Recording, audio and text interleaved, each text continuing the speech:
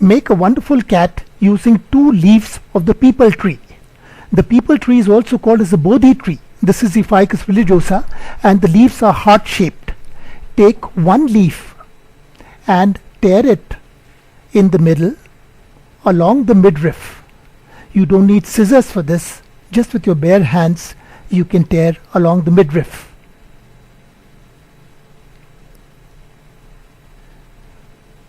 This will make the body of the cat.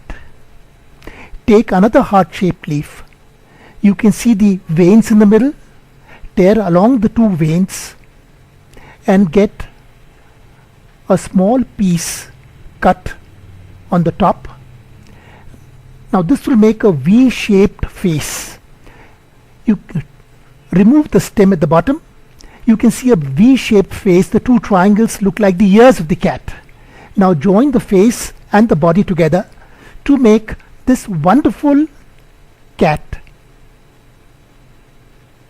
Take more leaves and make the whole cat family. Make millions and billions and trillions of cats.